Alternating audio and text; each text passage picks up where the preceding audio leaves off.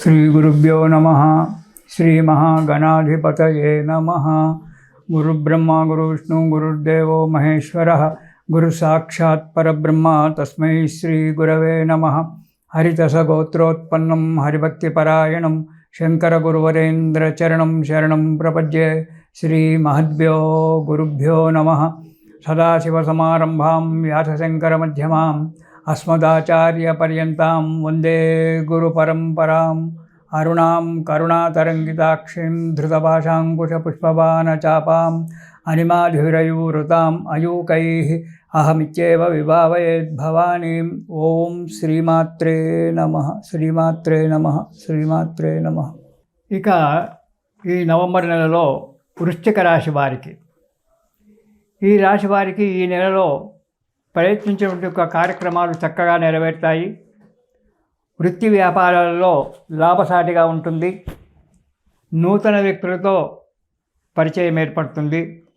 వారి వల్ల కొంత శుభం జరగడానికి కూడా ఆస్కారం ఏర్పడుతుంది. పెండింగ్లో ఉన్న పనులు నెరవేరడం జరుగుతుంది. ఇంతకుముందు ఏవైనా పనులు పెండింగ్లో ఉన్నట్టయితే ఆ పనులు నెరవేరడానికి మంచి అవకాశం ఉంది. కానీ అధికారుల యొక్క వేధింపులు ఎక్కువగా ఉంటాయి. రాజకీయ నాయకులే కావచ్చు, అధికారులే కావచ్చు, వేధింపులు ఎక్కువగా ఉంటాయి. కాబట్టి వాటిని తగు జాగ్రత్తగా తట్టుకొని నిలబడాలి. అనారోగ్యము కొద్దిగా ఉంటుంది. పని యందు శ్రద్ధ లేకపోవడమే అధికారుల యొక్క వేధింపులు.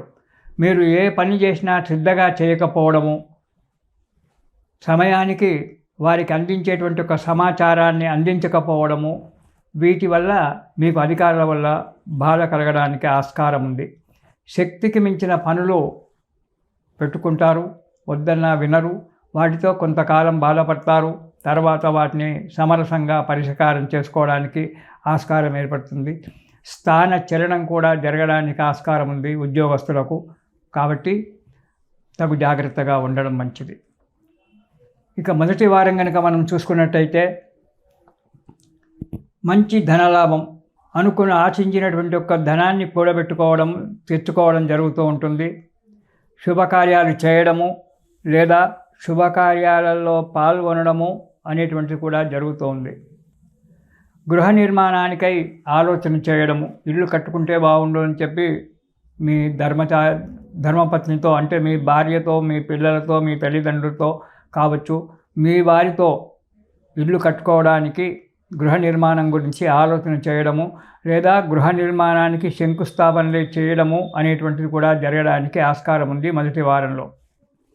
ఇక రెండవ వారం కనుక చూసుకున్నట్టయితే కుటుంబంలో చిన్న చిన్న కలహాలు రావచ్చు, రాకపోనవచ్చు. చిన్న చిన్న కలహాలు వచ్చినప్పుడు కొద్దిగా మౌనంగా ఉంటే సరిపోతుంది. బంధుమిత్రులతో విరోధం తెచ్చుకోవడం జరుగుతుంటుంది. మీరు మీ బంధువులకు ఎవరికో ఇంత ధన సహాయం చేసి ఆ డబ్బు తిరిగి అడిగితే వారితో విరోధం ఏర్పడేటువంటి ఒక ఆస్కారం ఉంది వృశ్చిక రాశి వారికి. కాబట్టి బంధువుల విషయంలో, లావాదేవీల విషయంలో జాగ్రత్తగా ఉండండి. దుర్మార్గుల వలన భయం. దుర్మార్గులు అంటే మన మనస్సే మొదటి దుర్మార్గుడు. రెండవది మన ఎదురుగా ఉండేటువంటి ఒక స్నేహితులు. మనం ఎప్పుడో డబ్బు ఇచ్చి తిరిగి ఆ డబ్బు అడిగితే వాడు డబ్బు ఇవ్వకపోగా పైగా మాట్లాడడము, కొట్టడము చేయడం ఇలాంటివి జరగడానికి ఆస్కారం ఉంది. కాబట్టి వారి వల్ల జాగ్రత్తగా ఉండండి. చెడు ఆలోచనలు చేయడం జరుగుతుంది. కాబట్టి చెడు ఆలోచనల యొక్క వైపు వెళ్ళకండి. రెండవ వారంలో చెడు ఆలోచనల వల్ల చెడుపే జరుగుతుంది కానీ మంచి జరగదు. కాబట్టి చెడు ఆలోచనలతో ముందుకు అడుగు వేయకండి. మంచి ఆలోచన చేయండి. అందుకే చెప్తాను, ఎప్పుడు పాజిటివ్గా ఆలోచించండి. నెగిటివ్గా ఎప్పుడు కూడా ఆలోచించకూడదు. మనకు ఉదాహరణలు చరిత్రలో ఉన్నాయి. నాకు 9 తమ్ముళ్ళు ఉన్నారని చెప్పి దుర్యోధనుడు, పాండవులు 5 కదా, మేము 100 మంది అని చెప్పి చెడ్డ ఆలోచనతో పాండవుల మీదకి వెళ్ళాడు. ఏమైనాడు? చివరకు తండ్రికి కొరువు పెట్టడానికి కూడా లేకుండా పోయినాడు. కాబట్టి ఇవన్నీ మనకు, పురాణాలన్నీ కూడా మనకు హితాన్ని బోధిస్తున్నాయి. అవి జరిగినాయో లేదో ఎవరము చూడలేదు, కానీ ఆ వ్యాసుడు చెప్పినటువంటి ఒక పురాణాలు మనకు ఒక హితాన్ని బోధిస్తున్నాయి. కాబట్టి వాటిని చదువుతూ అందులో ఉన్నటువంటి ఒక మంచిని గ్రహించాలి. మేము 100 మందిని, పాండవులు 5గురు, 100 మందిని పాండవులు ఏం చేస్తారని చెప్పి అనుకున్నాడు. కానీ ఆ 5గురు పాండవుల చేతనే అంతమొందాడు. చివరకు తన కన్న తండ్రికి కొరువు పెట్టేటువంటి ఒక యోగం లేకుండా పోయింది దుర్యోధనుడికి.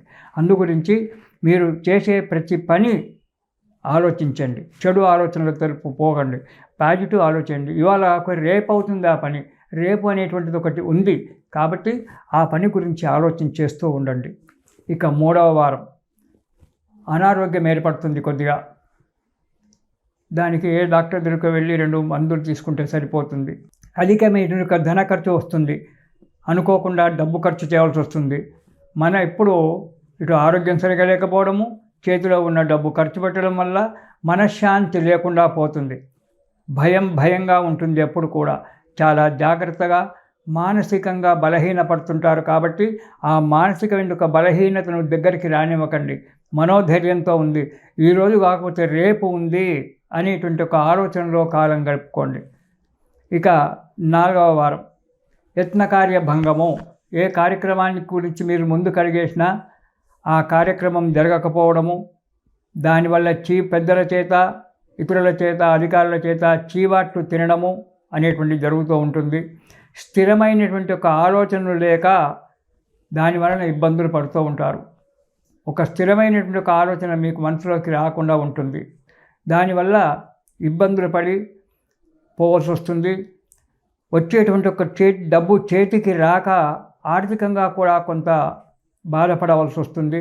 కాబట్టి 10 మంది చేత మాటలు పడవలసి వస్తుంది. ఇస్తానని చెప్పి మాట ఇచ్చి ఇవ్వకపోయినట్టయితే వాడి చేత మాట పడవలసి వస్తుంది. అందుకే వాగ్దానం చేసే ముందు చాలా జాగ్రత్తగా ఆలోచించి వాగ్దానం చేయాలి. కానీ నోటికి వచ్చినట్టుకల్లా రేపు ఇస్తాపో, రేపు సాయంకాలం 4ంటికి తప్పకుండా ఇస్తాను అని చెప్పి వాగ్దానం చేసి రేపు 4ంటికి వాడు వచ్చేటప్పటికి మనం తప్పించుకున్నట్టయితే దానివల్ల వాడితో మాటలు పడవలసి వస్తుంది.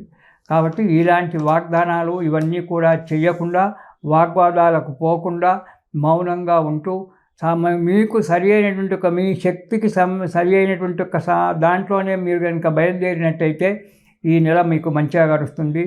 ఈ నెలలో మీరు ఎక్కువగా సుబ్రహ్మణ్య స్తోత్రం పారాయణం చేయండి.